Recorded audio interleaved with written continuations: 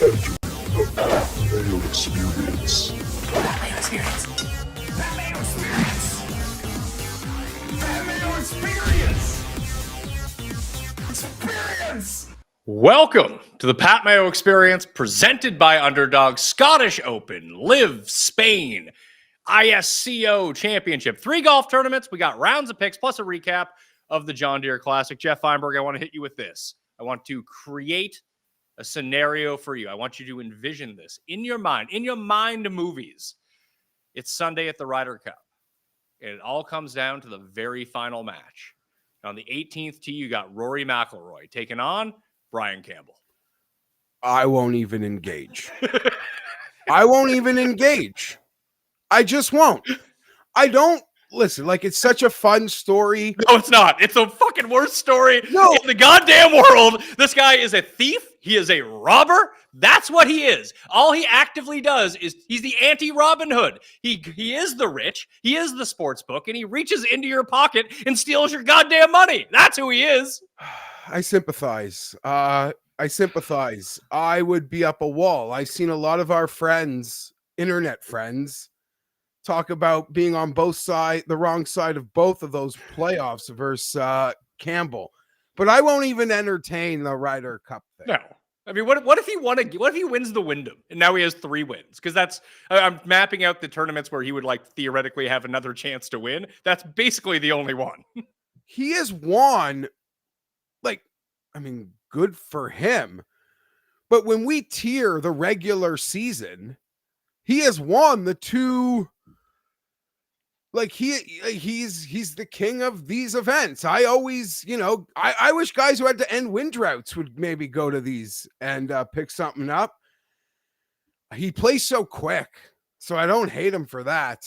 I'll be honest though, Pat, and I deeply sympathize with the Grillo backers, but there were so many players at the top who I swam laps around last week. Like, could almost made my card.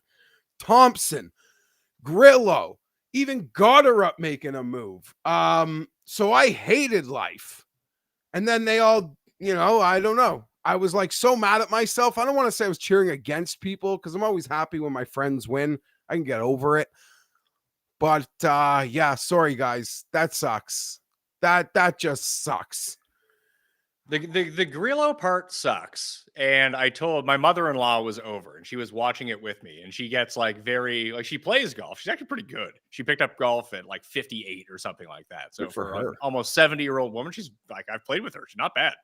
Shockingly enough, better than my father-in-law, which is hilarious. And he's been playing for 50 years at this point. Love that. And he's Scottish. So maybe I'll actually hit a winner at the Scottish Open. I have now improved to 0-4 in playoffs this year, and I am now 1 for 12 in final group conversions. Another second place finish, a playoff loss on your outright back-to-back weeks is horrible. Here's the thing. If I had won both of those bets, I'm up for the year in golf betting. And I just calculated it this morning. Actually, it wasn't this morning. It was directly after Grillo ended up flying the green out of the trees, where the marshal picked up his ball and then he got a chance to redrop and ended up with a pretty decent lie out of it. But more on that in a second. I'm now down $3,200 from golf betting this year. It's no fun. Could be a kick in the ass. Worst year ever. Pretty much since the Masters, I've just been getting mollywopped. So, well, close calls, but yeah. But we just need those close calls to break back the other way next year, and everything's okay. And last year was its own monster. It was just all the second places to Scheffler, and this year it's second places to losers. Yeah, I know. It somehow, I feel better about coming second place to the losers rather than just being oh yeah, I should have bet Scotty. Yes and no. I don't know. The mind is evil. It's not easy sometimes to tear to wake up and look at the book, or even eager to look at some of those early lines on Sunday night. That wasn't me. That being said, I feel like the tour, you'll obviously correct me or think of something that I missed, but the only lopsided Sunday that immediately comes to mind was Brian Harman somewhere in Texas this year. I feel like even in the really shitty low rung events, even if you tuned out the event, when you turned it on Sunday at dinner, you had something like the tour was giving her. It's been a really good year for Sunday finishes, and this one was really no different. I was thoroughly engaged. Now, is it because I had Grillo and Davis Thompson, who I had real high hopes for? What is going on with this guy on Sundays? He's like last week at the Rocket Mortgage, he was firmly in the mix and just disappears. And the same thing happened this week. He was leading this tournament. He was in the final group, and he got the courtesy because he was the only guy left on the course essentially at that point, hacking around on 18. That was like the only time that we got to see Davis Thompson. What the fuck's going on with this guy? He put it in the water Saturday and Sunday on number 2 from the fairway. Grillo put it in the water from the fairway on 2 yesterday as well. Yeah, that really sucked. The turning point, so Campbell wins in the playoff. Grillo just makes a mess of 18 the second time he plays. He got kind of screwed in regulation on the 72nd hole. His ball ended up in a bit of a divot, so he had to play a different shot. But he came up woefully short on every iron shot coming home, every single one of them. And then he 3-putted 14. And just as soon as that happened, I was trying to explain to my mother-in-law. I was like, this is going to be the difference right here. He missed that putt. That's the tournament for him. And that was even after Campbell had shanked it left out of bounds and took the double bogey. It's like, yeah, now he's letting everyone else back in, because it wasn't even just Campbell at that point. Lipsky was there. Homo was still lingering around before he bogeyed the same hole. Kevin Roy had a chance, if they end up just making bogey somewhere, if they don't get 17, now they're absolutely screwed. It allowed the rest of the field to make a move if they wanted to. I thought that Lipsky was going to do it. He hit a drive that I would hit on 18. Yeah, the shots that Lipsky and Campbell hit into the par 5 were incredible. Obviously, neither could convert. Grillo made a nice par on a birdie on that par 5, where I thought he was probably gas canning it then. Let's backtrack to Davey T for a second. Because I come on here, like I didn't have a bet on, I had it last week, not this week.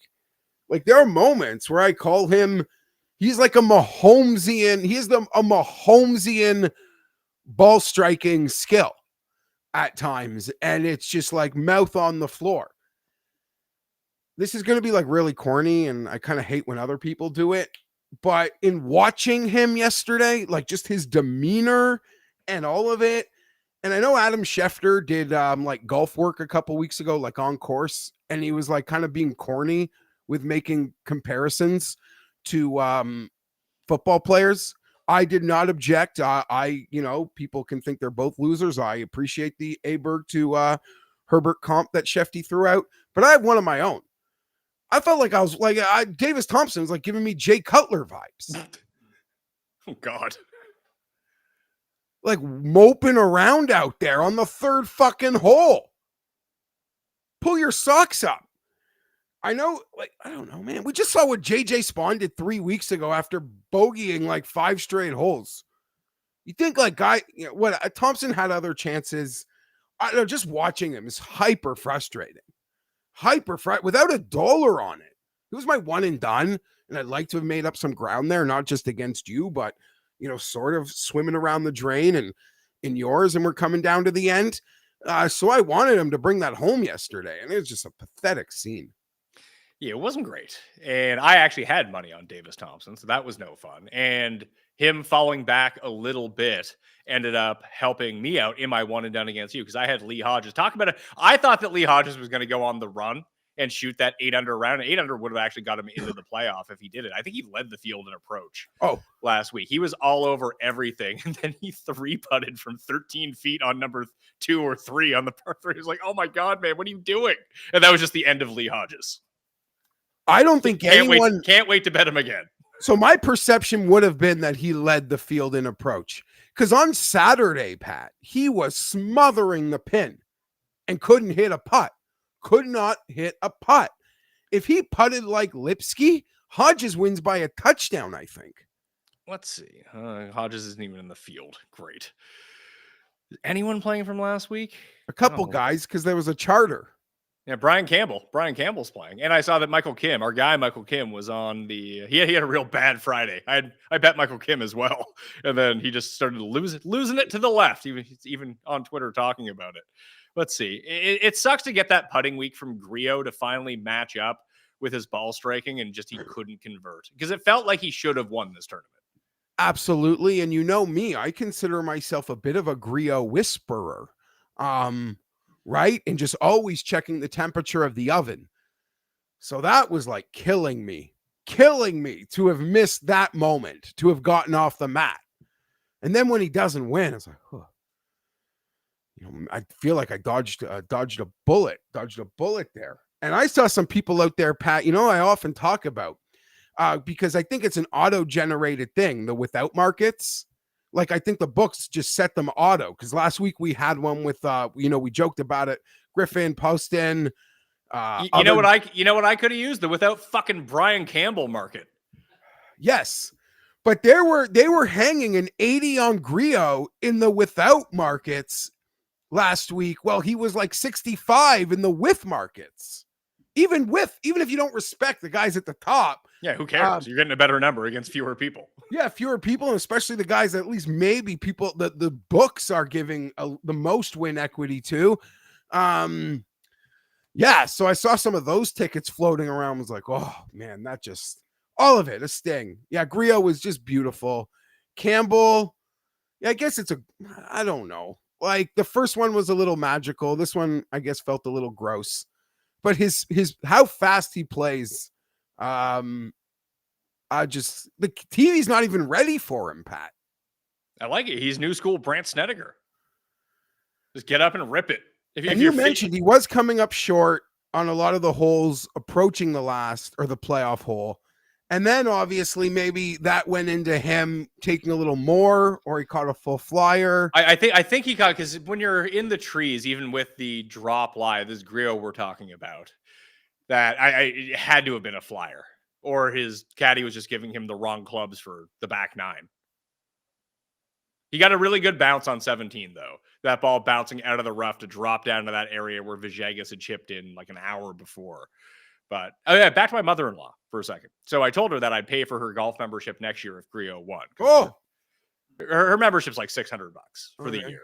It's actually a pretty nice course, but it's in the middle, and they live in the middle of nowhere, so it's not super expensive.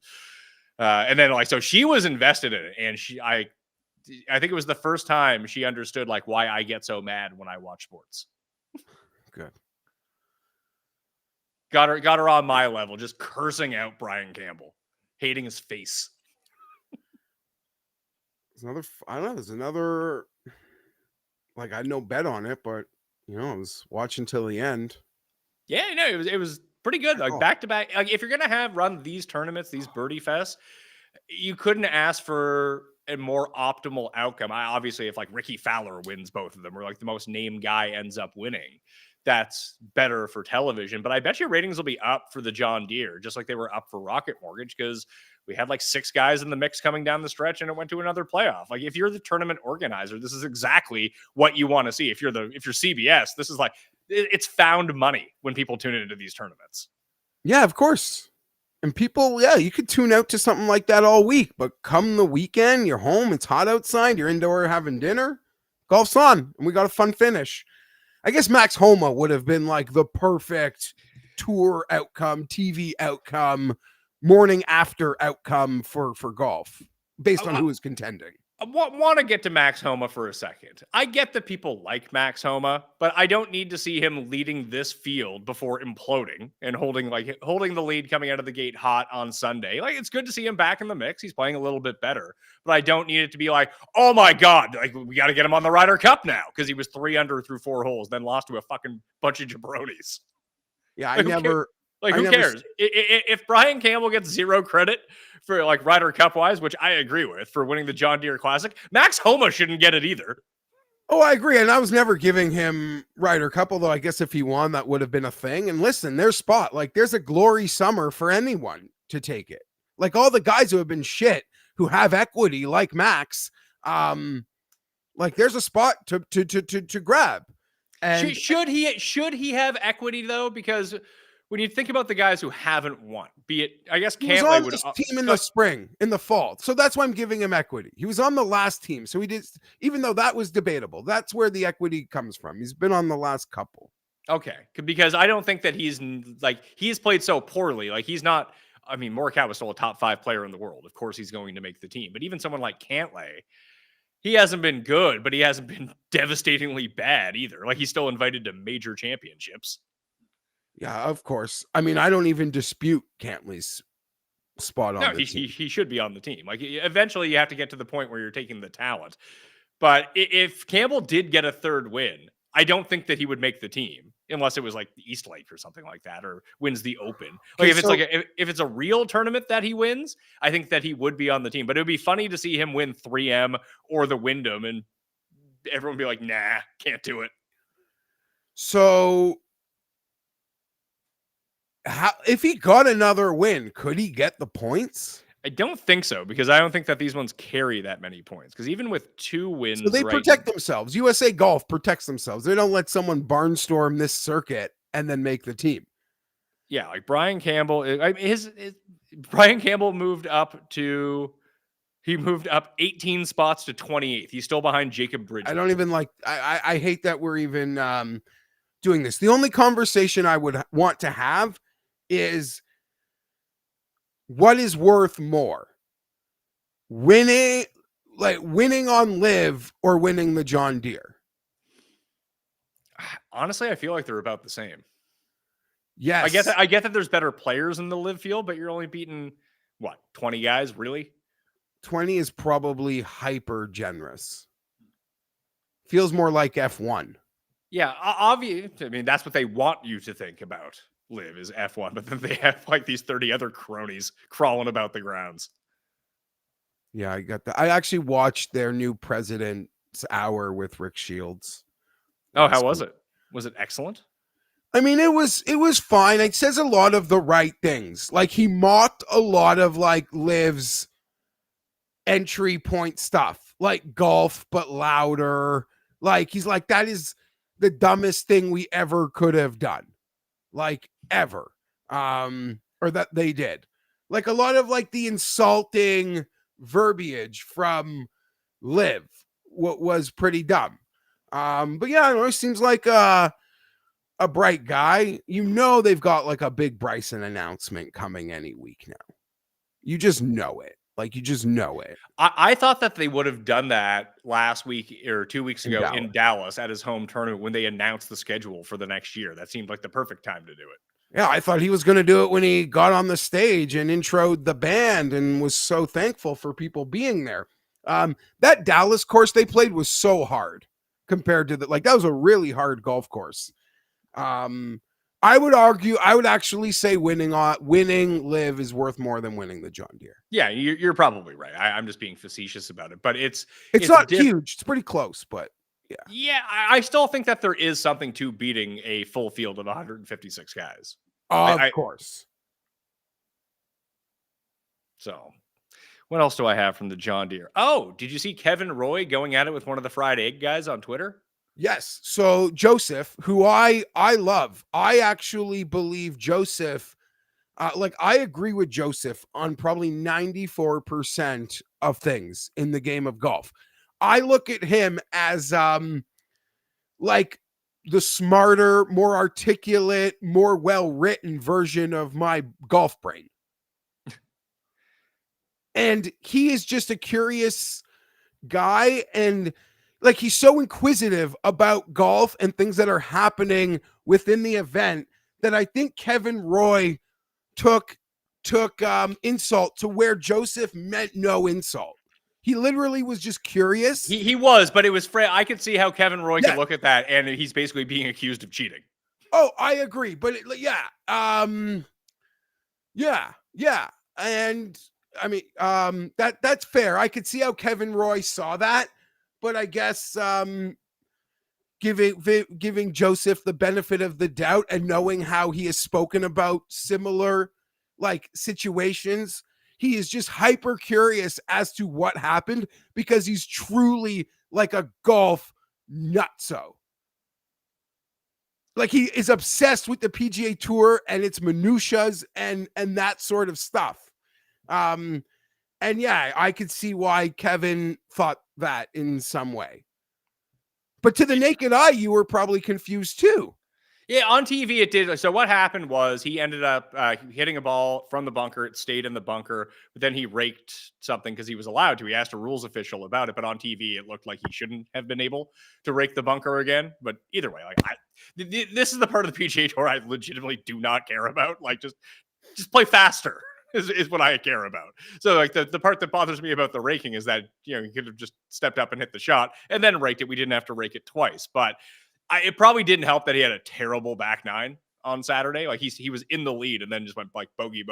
It took himself out of real contention of that tournament before he went nuclear on the back nine. Nice putt on 18 too to get, what was it, third place, I suppose, in a tie with Lipsky after he missed his putt on 18. But, you know, probably a bit of frustration on that end. And I wouldn't want to be accused of cheating either. Although I didn't quite understand the Brian Campbell drop. Why was he allowed to? Was that a lateral hazard? Like, what happened there? Why didn't he have to re-tee? I'm not sure. I didn't have money on it, so I wasn't like fully engulfed in that. I did remember him going wide on what felt like 15. I loved Pat. Oh my God. I forget the guy's name. The kid that kept the cut to straight 65 guys. Oh, not Blades Brown. It was the other guy, wasn't it? I don't know, but I like that. Fuentes? I don't know, some random name. Fuentes? Is that a real man? Fuente? I don't know. I don't know who it was. I don't know either, but you know me. Was it Brandon Valdez? Was it that guy? Oh yeah. Fuentes. Brandon Valdez. I love that. You know, that like a nice little speedy weekend. No issues there. Thank you, Jordan. Yeah, Valdez. I don't know what else. All I know is I forgot it's a 3 tournament week, and you mentioned them in your intro. And you know, the thing I hate most in golf, Pat, is a 3 tournament week the week before a major, because summer is expensive. And now it's an activity. We're going to lose an activity this summer if we don't do something in the next 2 weeks. What do you mean? Oh, because we've lost so much money. Oh, I'm going to like the amount I'm going to lose in the next 2. We have a 3 tournament week before a major. Don't worry. Well, how about we just hit a winner all 3 of them, and then we'll be fine. Maybe I'll even parlay them all together. Yeah. And Brian Campbell is like the wheel of losers king. Oh, he's not a wheel. He's not a loser at all. He's a rookie on tour with 2 wins. Can I give a special shout out to Nick Dunlap, who was last in the field in driving and still came T11? Good for him. He's battling through it. He's only 21 years old. Let him battle through it. I saw Matt Gannon say, like, this time next year, he'll get this driver situation figured out, and he's still a pretty good player. Like, he'll be good. So I've got some. I don't know what the truth is on this, but like a little birdie told me that he is just engulfed in like the he's like dating an internet model. Sweet. Yeah, it's a good life. That's what I would have wanted to be doing as a millionaire at 21. Not gonna lie to you. Right? Playing the pro circuit. So he's just bit ahead in the clouds. Apparently some of the other Alabama guys have tried to tell him to like, bro, like that ain't it. But he's doing his thing, and all the power, respect to him. I agree with Gannon. I think over the next 12 months, Dunlop's going to have that driver sorted out. I don't think we're going to be talking about a guy, you know, losing status, but anything's possible. Golf is cruel. Do me a favor, if you're watching live right now, this is also streaming live on X at the PME. Go share that around if you could. That would be super helpful in generating extra income for this show with those like fake views that come from X, because, hey, if somehow we get credit for them, boom, that's fantastic news. Additionally, smash the like while you're here if you're watching on YouTube, and sub to the channel. And our sportsbook sponsor, coolbet.com, has the Pat Mayo Experience Open qualifier to a tournament in Tallinn, Estonia, for the Coolbet Open, where there's over 250,000 euros guaranteed in that prize pool. Probably going to get even bigger. The qualifier is at coolbet.com/poker, 8 p.m. Eastern time, Tuesday night. So if you're in Canada, outside of Ontario, come take my money. I dare you. I believe there's even a bounty on my head for that tournament. So go log into that. Maybe you can win a trip to Estonia. Sounds great, Jeff. Wouldn't you want to go to Estonia? Do you know where? Could you point out Estonia on a map? Well, see, as you're trying to like out me here, I was honestly going to ask, where is it? Eastern Europe? Yeah, see, it's the top of the Baltic countries. Okay, I like to go to the Baltics, so I'd be in.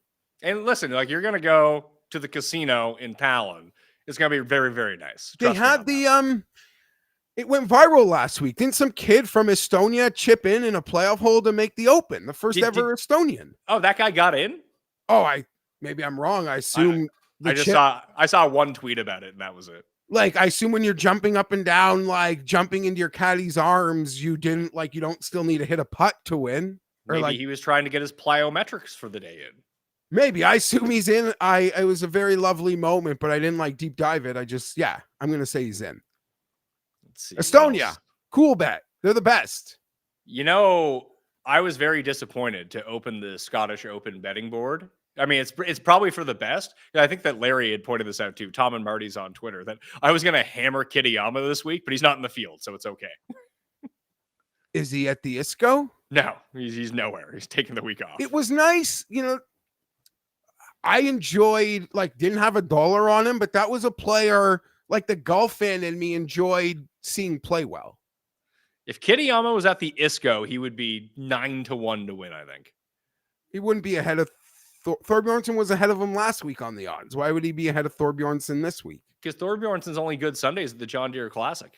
He is, as even going into the tournament, Rick made a video about Thorbjornsen, our buddy Gaiman.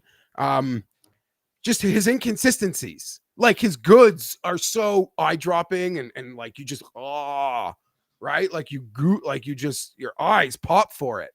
But the bad, there's just his floor is still really low. He's got to just raise the bad days. Yeah. When he does that, I mean, he's what, 22 years old? No, how old is Thorbjornsen? He's 23. He's old. 2 years older than Nick Dunlap, who has 2 PGA Tour wins already. And he's what, 2 years older than Akshay? Isn't Akshay still only 21? Yeah, Akshay's 22 or something. Akshay's just a baby. He's not having it. He's also 23, actually. I guess, when these guys are on tour for long enough, that starts adding it. How old's Tom Kim now? Tom Kim, sneaky good iron week for him, I believe. Did he even make the cut? No, he did not. Yeah, he gained 5 strokes on approach in 2 rounds.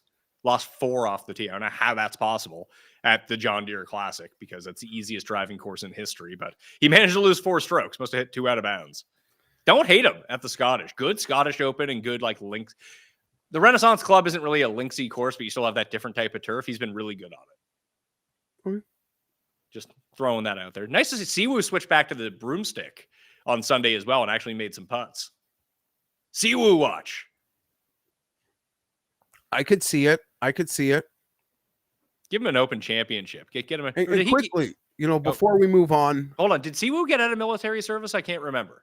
Yeah, didn't they win something? It was him and Sung Jae ended up winning that team event. Something in the Asian Games.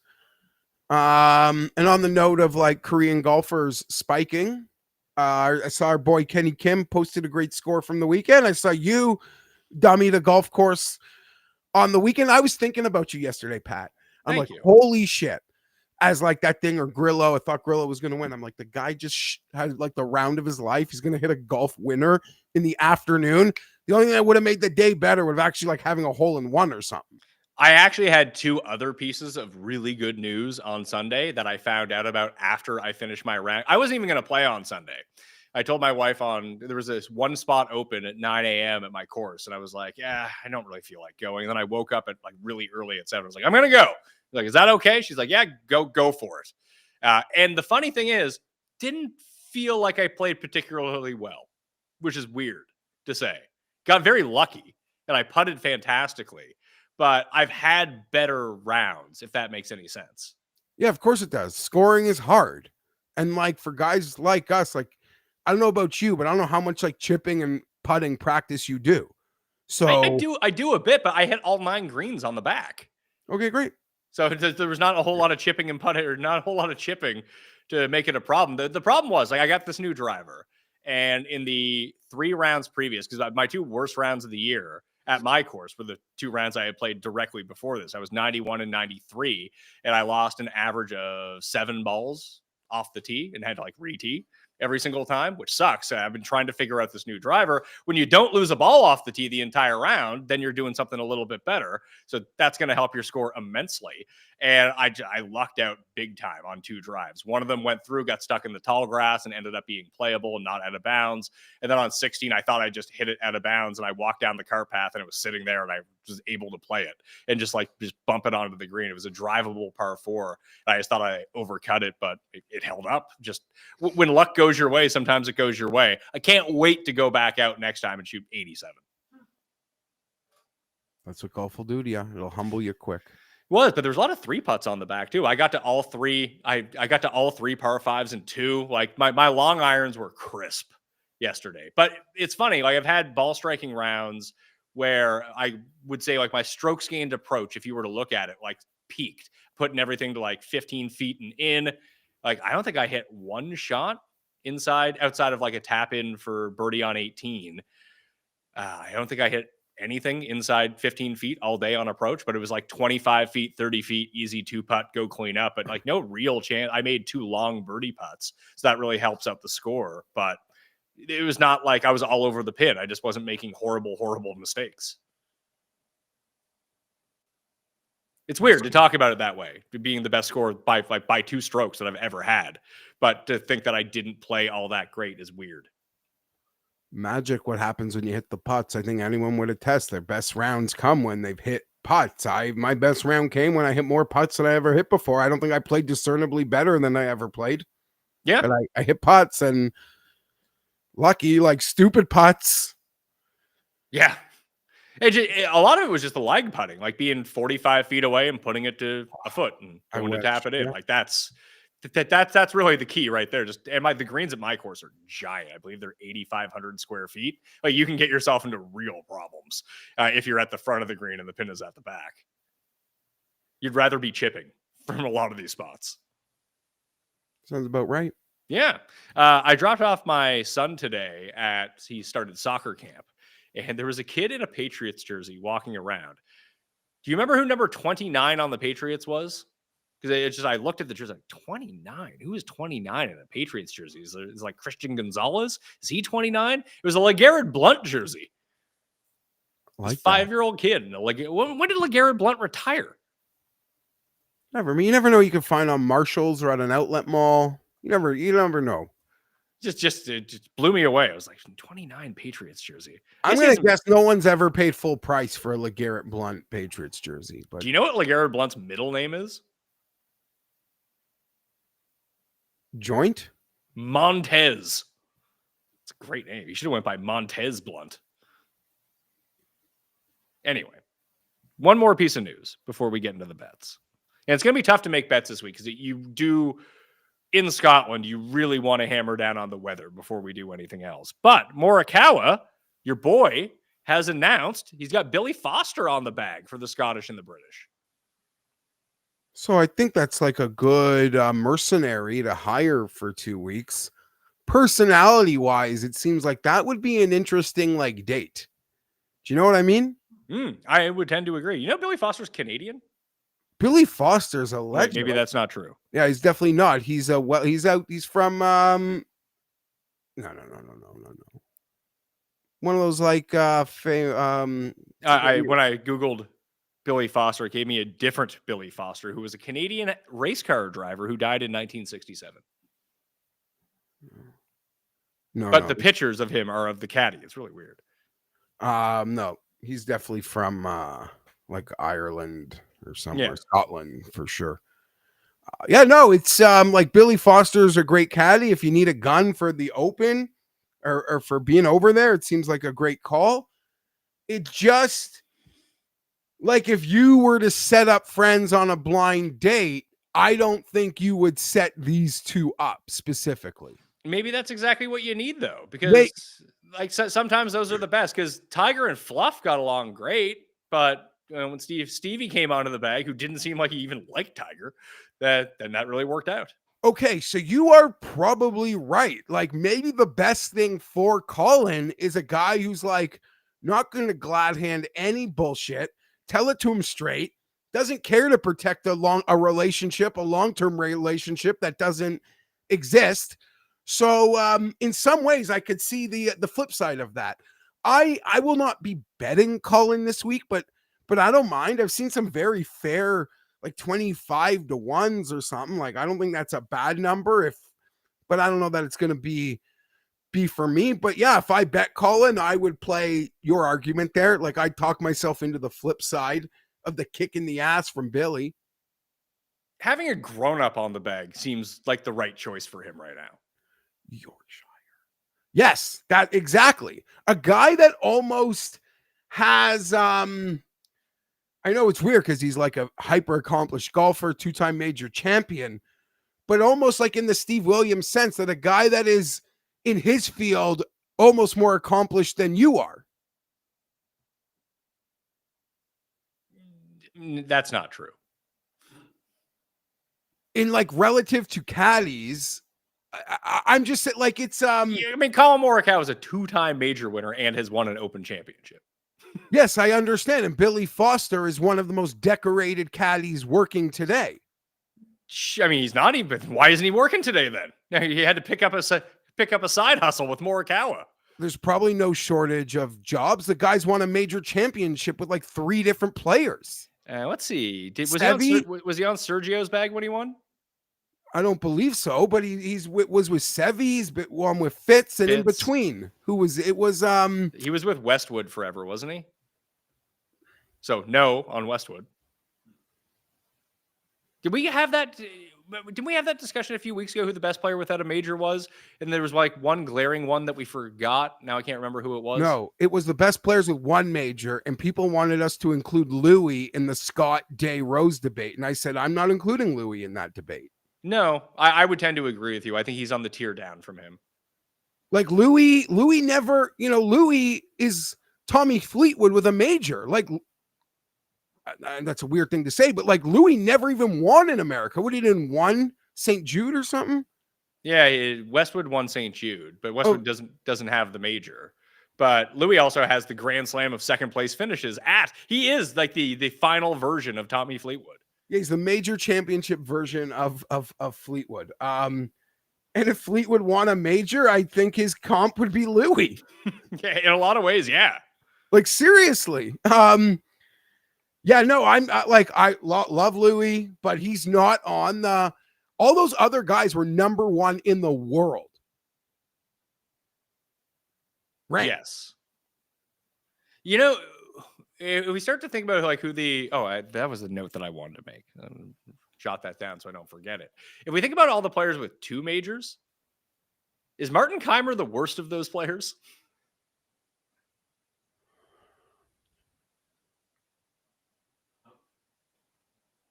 I guess. If we had fewest career wins, I mean, there's probably some dude from like 1903 that I don't care. Yeah, about he didn't bag a lot of PGA Tour wins, Martin Keimer. I don't feel like he bagged a lot of DP wins either. Maybe he did, and I'm just misremembering. I mean, maybe 2 majors with the shortest other CV and the players. And the players, big game hunter. That's what he. Yeah, he has 2 majors. He has a WGC win, a Players, and 8 European Tour wins. That WGC was a match play. Was it? Yeah. No, it was the WGC HSBC champions in China. Oh, sorry. Then I think he lost in a final in one of those Arizona Dove Mountains to Kuchar or Poulter. Yeah, his run was basically 2008 to 2014. He was just done. Yeah. Kind of crazy to think about. There was a name for the Ryder Cup that I wanted to throw out to you that you said if someone has a hot summer and play themselves onto the team, I think I know who the guy is, weirdly enough. Lay it on me. Glover. And I only say that because he's very sneakily, I think, 14th in Ryder Cup points right now. And he did win the Wyndham and the St. Jude back-to-back 2 years ago or 3 years ago, whatever it was. So we know that he can handle himself at those tournaments. If he just wins those 2 tournaments, I think he's on the team. And he won his major at Bethpage. I don't think he gets on, but there's a path for him to have that hot summer to get on, almost on points alone. I'm not disputing it because the lane is there. The lane is there for all these guys to get it going and make the team. And then, a guy like Glover has enough of a reputation where that could hold some weight. Like if it came down, because Glover right now, he's 16th in points. He's just behind Burns and Cantlay. And then it's like Harmon and Novak, McNeely, Harris English. Like if he ended up winning a tournament and gets thrust into that discussion with all of those guys, because if we concede that kind of like Griffin's probably on the team, even though he missed a cut at the John Deere, not a great look there, Ben Griffin. But Harris English, McNeely, Novak, Harmon, if Glover wins a tournament and it has like the same amount of points, I could see them taking him. I mean, I would probably take McNeely of all those guys. Just give me the guy who can mash it off the tee. But I think that there's a non-zero chance of him making the team. He has a better chance than Brian Campbell. Sorry, you're talking. All I'm hearing is Europe is winning. Yeah. But you never know. We'll see if Fitz ends up winning this week at the Scottish, because it would be probably the biggest community win in the history of golf betting if that ends up coming to fruition. But we're going to be talking about the Scottish, the ISCO, and LIV Spain right after this. Feeling stuck in your daily wellness routine? When you're not alone. Our friends at Cornbread Hemp, they heard you. Their organic CBD gummies are made to help you feel better, whether it's stress and poor sleep or just needing a moment to unwind. Personally, I started taking them before a round of golf because I've been dealing with this tennis elbow issue. It's starting to go away, but it tightens up on me throughout the course of the round. So just when I pop a Cornbread Hemp CBD gummy, all of a sudden loosen right up, playing a lot better. Highly recommended if your muscles seize up or get tight during a round of golf. CBD might be just what you need to level up your daily routine. Cornbread Hemp uses only the best parts of hemp plant, the flower, for purest and the most potent CBD. No fillers, no junk, just full spectrum goodness. Right now, they're offering 30% off your first order. So go to cornbreadhemp.com/PatMayo and use code PatMayo at checkout. That's cornbreadhemp.com/PatMayo with code PatMayo to get 30% off your first order. This show is sponsored by BetterHelp. Part of my wellness routine this year, at least in the summer, has been focus more on family and focus more on Pat Mayo. So, been doing fewer shows, upping the exercise, eating better, and a lot of people don't have the privilege and luxury that I do to be able to take time off like that, especially during the summer when stuff can start to stress you out. If you have kids, there is no summer for you. It's just daily, nonstop grinding every single day. Couple that with workplace stress, and it's a bit difficult. Workplace stress right now is one of the top causes of declining mental health, with 61% of the global workforce experiencing a higher than normal amount of stress.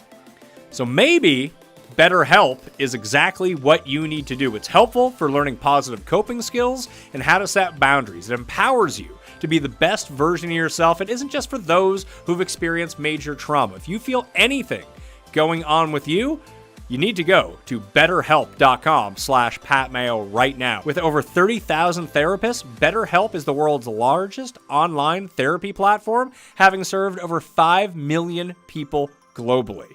As the largest online therapy provider in the world, BetterHelp can provide access to mental health professionals with a diverse variety of expertise. Unwind from work with BetterHelp. My listeners get 10% off their first month at betterhelp.com/PatMayo. That's BetterHelp, HELP.com/PatMayo. Even though the 4th of July is in the rearview mirror, there's still a massive opportunity to get some Omaha steaks, get outside, have a cookout, and I'm going to make that easy for you, because if you go to omahasteaks.com right now, you can get 50% off site-wide, plus my listeners are going to get an extra $45 off with promo code MAYO at checkout. There's no better thing to do in the summer. You have the family over, you have the friends over, you're having some drinks, the kids are playing in the yard, you're spraying a hose at them like that creepy guy in Billy Madison, and you have luscious steaks, on the grill. And it doesn't even need to be steaks. It could be anything that you want because Omaha Steaks has it done for you. They also carry mouth-watering burgers, chicken, pork, seafood, and delectable desserts. So get fired up this year, this summer, with Omaha Steaks, and visit omahasteaks.com for 50% off site-wide and get an extra $45 off by using promo code MAYO at checkout. That's 50% off at omahasteaks.com and an extra $45 off with promo code MAYO at checkout. See site for details.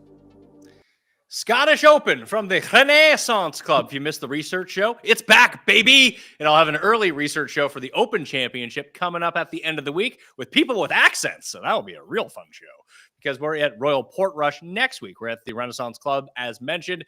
Jeff, not a links course, as I kind of went through. There's only 3 holes with like on the water, but it's more of a bomb and gouge track than anything. What the best stat that I found for this tournament was the PGA Tour average of hitting greens in regulation from a fairway bunker is right around 49%. Would you like to venture a guess what it is at this course? 22.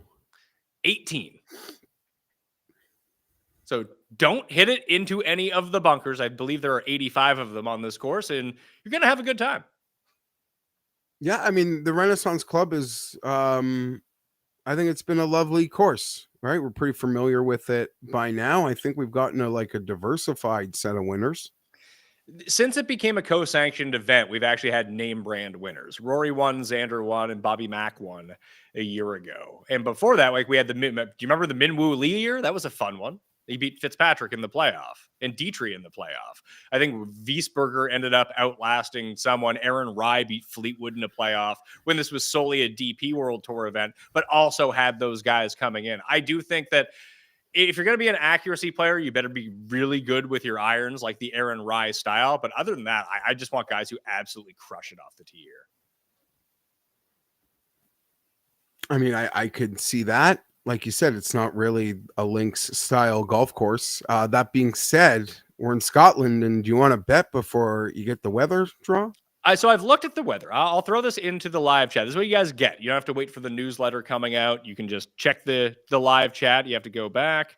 Boom. There is the Deeralton Scottish Open wind finder. Not a lot of wind in the forecast. Currently, it's a Monday. Now, obviously, by Thursday, that can change. By Wednesday night, that could all change. Remember the very early lock for this. I believe it's at 2 a.m. Eastern time. We'll see when the official tee times come out. But bit of wind on Thursday, gusts up to 20, and then below 10 for Friday and Saturday, and then a little bit more on Sunday up to 16 at the highest, maybe when the leaders are closing. A reminder that the 18th hole here is brutally impossible. So guys can fall back. If you make birdie on 18, you are stealing from the field. Is it elevated? No, but it's the strongest I think it's stronger. I think it's the strongest non-players championship event of the PGA Tour season. Awesome. Because the elevated events only have fucking 80 people in them. This one has a full field. The only top guys that aren't playing this week are Henley and Keegan and Hideki. I saw DP World Tour, just post a tweet of players arriving. And it was fun to see so many of the European tour stars that would never be on the PGA events. Like my main man, Marco Penge. Hey, Ewan Ferguson? Oh, Ewan. I mean, he's the hometown boy. I don't know whether he's from Northern Berwick, but he's Scottish, so that helps. Yeah. So it was, I think this is a great idea. I think it's a great week. I think it's a great lead-in event. And there's another fun lead-in event this week too. So yeah. So let's talk about the odds. Scotty's back. Scotty's playing. He's the favorite at CoolBet right now. He is plus 350 at CoolBet, and Rory is plus 750. Xander's 20-1. Fleetwood's 22. Morikawa is 25. Ludwig is 28. Those are the big six on the betting board. The only guys currently under 30-1. I do want to tell everyone, if you have an inkling, I want to hear your winner down in the comment section, not during the live, because I won't look at the live and go back to the chat replay. When the show is finished, in the comment section, give me your favorite bet beyond 50-1, and you get into a draw for a free PXG Black Ops driver, giving it away the day after the Open Championship. Plus, there's going to be other giveaways. You can do that in the comment section of YouTube after you sub and smash the like, by the way. And if you want to do the same thing on Apple Podcasts and Spotify, sub to those and leave the comment, rate it 5 stars while you're there. You get more ballots in that draw for the PXG driver. You do this for every single one of the shows. You can like max out as many ballots as you can do. So I highly recommend that. And if you're just tuning in at coolbet.com right now, you can hit the description and go sign up at the Pat Mayo Open Qualifier Tuesday evening, 8 p.m. Eastern time over at Coolbet. If you want to play some poke against Pat Mayo, I'm the nut low at poker. So you take me out, you get a bounty, and you could win a trip and an entry fee to Estonia, where you might win a bundle of euros, Jeff. But Scheffler's the favorite of those top guys. I said on the research show, I wanted to bet Fleetwood this week. I was hoping to catch a 30. 22 is. This is when he wins. You know that, right? When you see a 22 and everyone's like, yeah, no thanks. And then he wins. Redemption song. I hope he wins. I don't know that I can bet it. I will admit he is a player. I've got like a short list of 5. I'm hoping to pick 3 from, and he's fucking on it because I'm weak. And I wasn't even on the last one. But if like no one wants to be on this thing, yeah. My head is spinning. Part of me just like, get out of my rut. How do I get out of my rut? Turn to my guys. Tommy Fleetwood going to get you out of that rut? No. So I got other guys, but Tommy's on a short list about 5 or 6 golfers that I'm hoping to pick 3 from. Yeah, I'm using Fleetwood as my one and done just because I haven't used him yet, and I'm probably not going to use him next week. But other than that, I don't think unless that number falls, and enough people will probably bet it at 22. Are you worried? Are you more worried about Rory or Scotty here? Rory's been good at this tournament. Scotty, but like you could quickly feel like it's Rory. Like you'll know. Yeah, you'll just sort of know. Although at the U.S. Open, he got off to a great 9 holes and then finished the day horribly. So like the floor has always kind of been there with Rory, despite his greatness. I think we've always acknowledged that. Maybe more so in like the bigger events. But yeah, it's still Scotty for me, who's been like finishing top 5 with his like C- game. It's true. There is. So if we just talk about who are the 3 guys on your short list, because I can tell everyone now, I even brought this up on the research show. I don't know if I'm going to pull the trigger on it now or not, because the number isn't. I said I wanted it at 45 or better. I can't get the 45. I can only get a 40. Although I think that you have a 45. The problem is, we discussed this, maybe this shouldn't matter, but everyone is on Matt Fitzpatrick this week, including Tim Andercust. It's his one and done. Okay, so I will give you my list in a moment of what I'm swimming around. I, like everyone's eyes, went to Fitzpatrick. We've been talking for a couple of weeks how about glowing the ball striking has been. He's coming fully back around. 45-1 just seemed like hella fair, as the kids would say. So I you see that? Like, I get why it's so popular. The 45 is still sitting there. You know, they don't let me bet a ton over there, but I'm I don't want to bet most bet player Matthew Fitzpatrick. That being said, the golf tips chart, like the community chart, it's actually probably had its best year ever. So fading the chart has not been very good this year. Like, it's not been profitable to just blindly ignore guys because they're going to be popular. Not saying they're all going to win, but they've mixed and they've made us feel stupid when we stayed off them. I like Fitzpatrick. Right now, he's on that short list of 5 for me, but I haven't pulled no trigger. Pulled the trigger on 2 guys so far. Ran the model. I've been seeing it for a while. I worry that he's coming off the neck injury. I like Victor this week at 33. So he's on the list. If he's healthy, he's getting bet. Like, that's just enough. No, unless we find out that he's not, which would be how are we going to find that out? You know, we can talk about that. Oh, okay. You let me know, because I've already made the bet, so I can go cash that out if need be. The other guy I bet was Rasmus Nergaard Peterson at 90-1 with 8 places. Sorry, I just I'm a sucker for any of these Danes. I love the whole flock. Good links here, good at least in Britain, because dude can't putt to save his life. He's just a ball striking T-degree maven. But to go back and look at like what he's done, like the Rolex Challenge Tour final presented by the RNA, he was T2 at that at the end of last year. It's easy to forget that he's basically just like played his way up from like the Alps Tour and the Challenge Tour. Like dude's a real guy. Like the Alfred Dunhill Links last year, he was 4th. It's pretty good. Fantastic.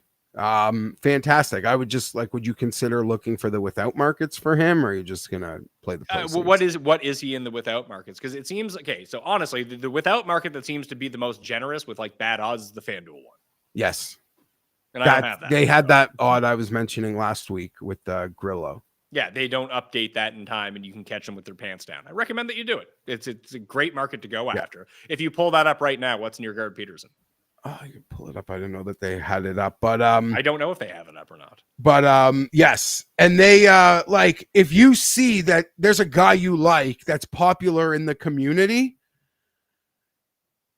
like, and you know the number's going to drop, you can catch the without market number on FanDuel that's as good as the with market. So it's just something to keep an eye on. Sorry, it's like checking out at the grocery store, signing into a sports book. You do the automated checkout, Pat. I got to say no to 7 different fucking questions. Why are you saying no? Why don't you say yes? So much easier. I don't want your points. I don't want to donate. I don't want this. I don't want that. Just like it's a questionnaire to pay. And I'm not against donating. I donate plenty. Like I'm at the grocery store. It's Thursday. Chargers got a Thursday nighter. I need the vibes. If I had a guy like if your golf positions yesterday and I got to go to the grocery store for something for the kids early, boom, I'll hit the donate. I'm dumb enough to pay for vibes. Karma. Not that it works. But sometimes I don't want to answer 7 goddamn point questions. Sorry. It's annoying. Where were we? FanDuel without market? Oh, yeah. Okay, so we got without Scotty, and then we got without Scotty, Rory, Tommy, Xander. Oh, Tommy, you're playing with fire in the without Tommy market. 80-1, and without the 4 of them on FanDuel. Yeah. Throw $25 on that for me. Neergaard Peterson. I don't want to mix up my Danes. Rasmus Neergaard Peterson. I got you, pal. Thank you. You want me to check the without Scotty just to see? No. If it's 80 without those guys, I'll take it without the 4 of them. Yeah, you may as well. Oh my God. How much fun would it be to watch Tommy Fleetwood win a golf tournament while you've hit a bet in the without Tommy Fleetwood market? Listen, I'm hoping for it this week. You could like cry tears of Tommy happiness, winning bet happiness, narratives ending happiness. Oh my God. Yeah, maybe I should. No, I'm not making all my bets in that market. Although if they're going to give strong odds, we'll check them out. Yeah, like what's Victor in that market? I assume he's like 16-1. Victor without the power pack. You know what? It's pretty good, Pat. What is it? 28. Oh, fuck. That's actually a really nice number. That's how to like. This is what I've been meaning to ask Pizzola, and I know we don't got a ton of time today. But that's on you, not me. But how do we value? Like, it's just like the number. Like, sometimes it's just a vibe. Does the math? But I wonder how the hard math guys value the worth of the Scheffler Rory win equity. Well, let's see. That generally speaking, combined, although this is a full field event, I'm going to guess that their overall actual win equity, if you were to simulate the tournament, would be upwards of 16-17%. So, and is the difference of those numbers 17%, not including whatever Xander and Tommy would bring to the table? I mean, we can all joke that Tommy's win equity is 0, but it's probably still like 2%.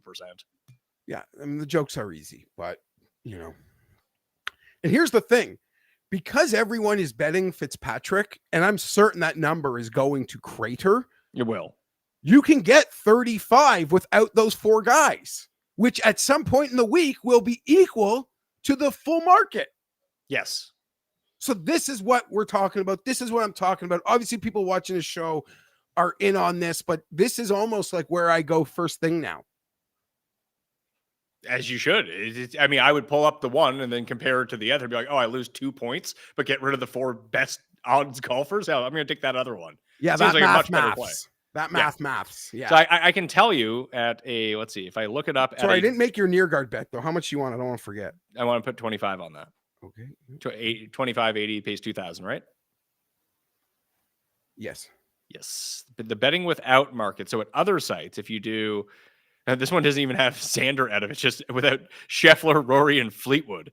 That Victor's 16-1 in that market at a different book. So I'm also going to be guilty here to admit that I'm also looking at Ludwig, Pat. I mean, I don't see why not. It's not a major. Yeah, it's not a major. I believe he was like tied with Bobby on. This was when Ludwig was like a Sunday loser. You know, I know he just won one and people say he really hasn't done a ton to dispel that. Well, no, but the thing is this year he's not really contending to be a Sunday loser. He's actually just come through. I guess, yeah. I guess when the pressure was on him at the Genesis, he just started birdieing everything. No, but it is funny. It's one of those things. Sure, yes, we are being hard on Ludwig. Myself, it has been a down year, but it's the narrative. We talk about it all the time with Rory. When you play well and lose, you're a loser. Yes. When you just aren't playing well, coming in 30th, you kind of skirt under the loser label while being acknowledged for underperforming. Agree. Very, very strange, but that's how we do it, and we grind it every week, friends. Oh, the other bet that I'm making is the same. I assume it's like the Matt Fitzpatrick of long shots this week. Christopher Ryder, the other Norwegian who's just been on fire on GP. Won the Sudal Open T2 the next week. He was T4 in Germany last week. He's 200-1. He's probably even long, but I want to play him with the 8 placement points. So 200-1 with 8 places. Can I make a suggestion for an off-year President's Cup? We could take out the Americans. We could do internationals versus Scandinavia. The Viking Cup. Yes. The internationals versus the Viking Cup roster.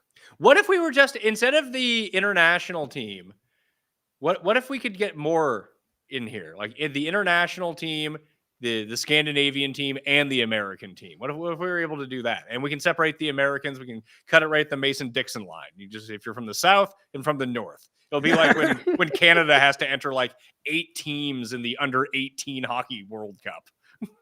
Oh, like, you can't have a full team. That would be unfair. What if we break your country up into 4 separate sections? Then you could have 4 separate teams. That's a bit more fair. that's too good. So I got Vic, I got Rasmus Niergaard Peterson, and I got Christoph. What the fuck his name? Right. Ryten. Other than He had a that, great win a couple weeks ago. yeah. Do you know, Pat, I was watching the end of Europe yesterday, and there was a guy with the lead who lagged putt, who did a Tommy, like what he did on 18. It wasn't on 18. I think it was on 17, but he had a really long lag, or not even that long, like a moderately long lag, and he didn't get it in the other guy's mark. And the announcer goes, he just did a Fleetwood. Oh, no. And I was like, oh my God, it's a thing. He's a thing. It's like pulling a homer. Yeah, and even from the friendly confines of a European broadcast. The other guys that I'm looking at, and I'll have this all on the final bet show. I don't want to commit to too much early here. This entire like 30 range, I like. I like Bobby Mack to win again. I like Justin Thomas at 33. I think it's a good number. I like Burns at 40. And I like Fitz at 40. So maybe I'll end up just smashing 2 of those guys, or Wyndham Clark and Ryan Fox from a little bit lower at 66 and 70-1. I just like their style of games for here. And again, not a traditional links course, but when Fox won the Irish years ago now, probably 3-4 years ago, like that's more of a Parkland style course anyway, that I just think he can go as deep as he wants here. He can use the ground. He can put the ball up into the air. He's very used to these conditions, and he's putting well right now. Be crazy to see him win again and get his 3rd win of the year, but it seems like a good spot to do it. I just don't want to overinvest with those names at the top. Maybe I will take a look at some of those without markets that you were talking about, just to get rid of those names if the odds are somewhat comparable. But I just can't see myself getting to Fleetwood at 22. So for this show, at least, the official card, and we'll add to it later in the week, Vic 33, Rasmus Niergaard Peterson 90 with 8 places, and 80 in the without top 4 market, and Ryten at 200-1 with 8 places. Even looking down, like Cantor's in this field, Eugenio's in this field. I like those guys, but those might be like top 10, top 20, maybe DraftKings plays. Yeah, so I think to your point, there is going to be some really lovely opportunity to hit some nice bets. Speaking of which, our boy Ulrich hit David Lipsky place. I think it was like a 70-1 hit on his placing. He had him 350-1 to win the tournament. I don't know if he'll get that, but I think there'll be some lovely opportunities to make money on some of these nice European players and like cashing some placing markets on them this week. I'm not sniffing anywhere near them to win. So for me, the only bet that is in, I just made it. I bet what the most they would let me bet on it, which is less than you would think. Cause like, how are they limiting me on this shit when I suck? But I bet Hovland 28-1 without the big four. I like it. Let's move to LIV. So I just want to say I'm swimming around. I will bet one of Ludwig or Tommy. And I'll stare at this Fitz thing. But maybe my goal is to have the Fitz number drop so much where then I'm like, no, I'm not betting it anymore. Because right now I'm very tempted. I'll be honest. LIV Spain. I don't want to try to pronounce that. I got 2 bets in this week. Did you know that David Puig shot an 81 in the first round here last year? No, but that kid is kid's a player. I'm going to bet him. I have bet him at 22-1. I've also bet Burmeister at 45-1. So at Valderrama, it's going to be tough. I like both those guys at tough courses. What's the number? Single bullet. My boy, Ty Hatton. What's the number? 10-1? What am I getting? You are getting, I want to say it's less than that. 8?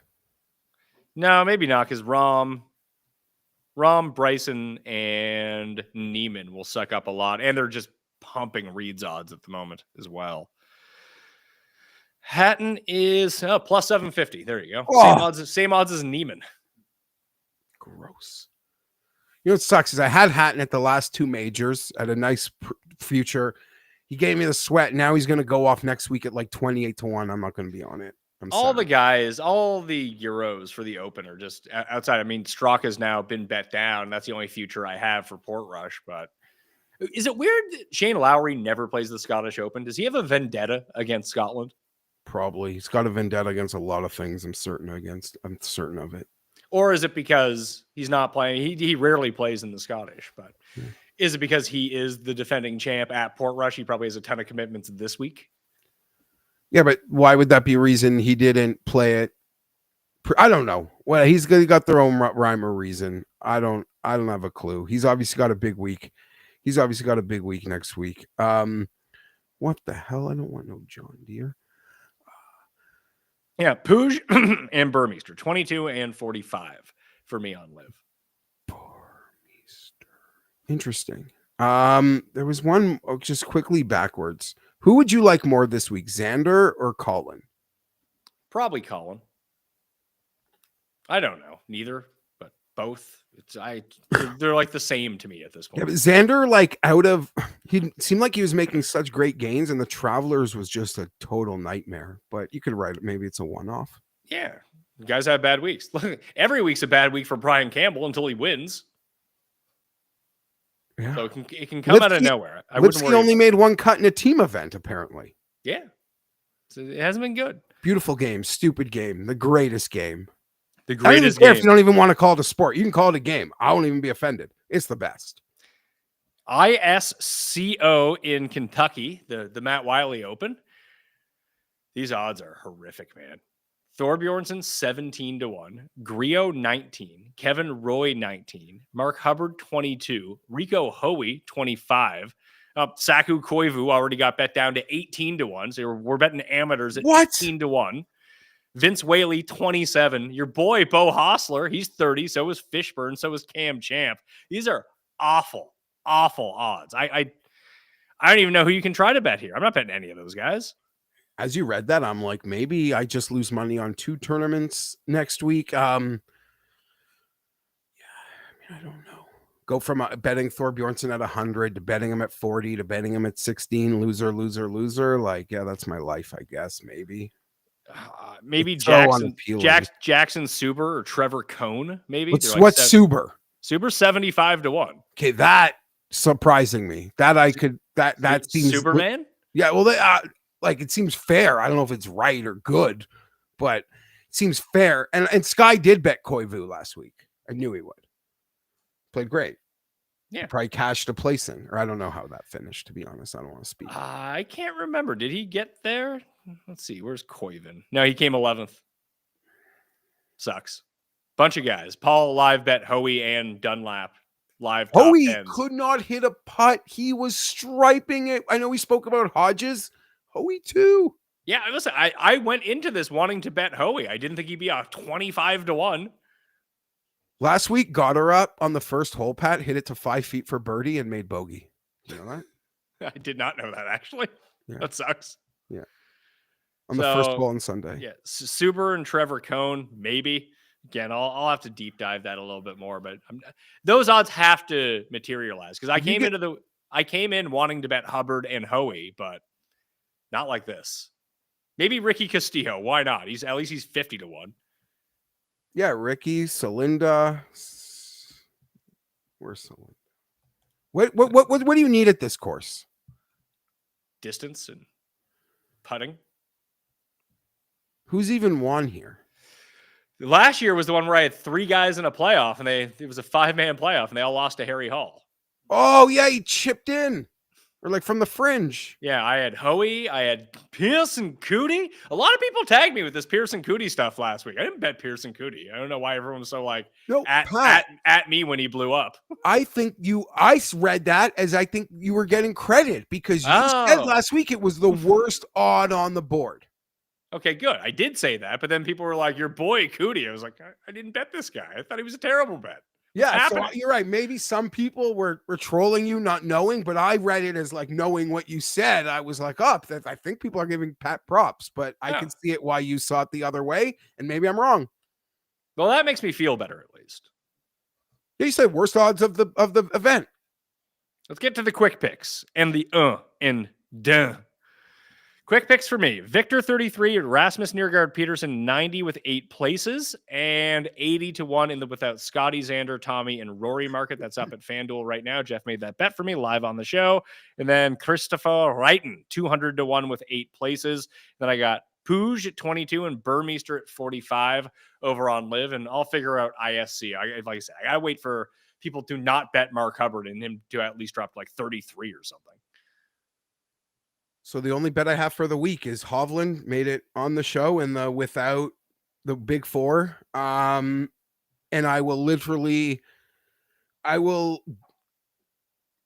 that's perverted. But if Hovland came in second to Fleetwood with that bet, I will die of happiness. Do you know how many people used Brian Campbell in the race for the Mayo Cup last week? 0. That is correct. I'm also swimming around Ludwig, Fitz, and Tommy. I'll admit it. It's kind of pathetic, but I'm admitting it. Everyone's in on Fitz, so I get it. He stuck out to me too. Maybe I'll end up there at the 40, but we'll see on that. One and done picks for the week. Cust is taking Fitz. I'm taking Fleetwood. It's on you. Shit. Sorry, I'm not prepared. You told me you had to go in 2 I know it's my fault. It's my fault. We've been doing the one and done picks every year for 11 years. No, I got the thing up. I got it up. I guess he's taking Fitz. I lost the page. Let's go. Bobby Mack. I feel gross. Yeah, I'll just take Bobby Mack. That's a name. Do we know if Connors is healthy? We didn't talk about that. He's playing? I don't know. Spieth isn't because he's not playing. Connors is just being priced as if he's fully healthy, and that's like on a guy who's never won to be priced as fully healthy that's something you'd have to look into. He has 2 wins, sir, both at the Valero Texas Open. I'm a fan. Mean that as an insult. I'm just talking to my friends who bet. Oh, I didn't say it. A long shot I'd consider, based on how you spoke about it, Taylor Pendrith. Oh, is it every week again?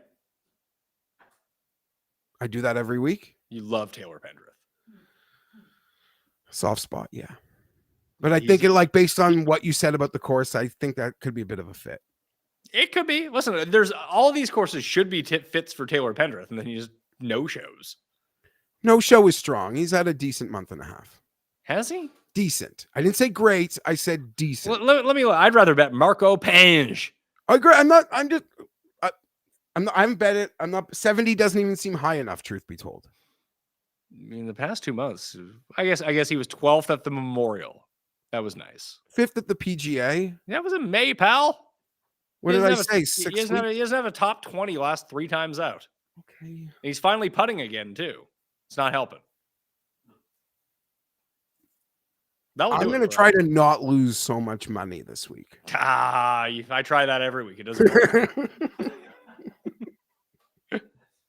All right. Tomorrow, Custy Awards preview, Jeff. Braun Setter and Kenny Kim on the show.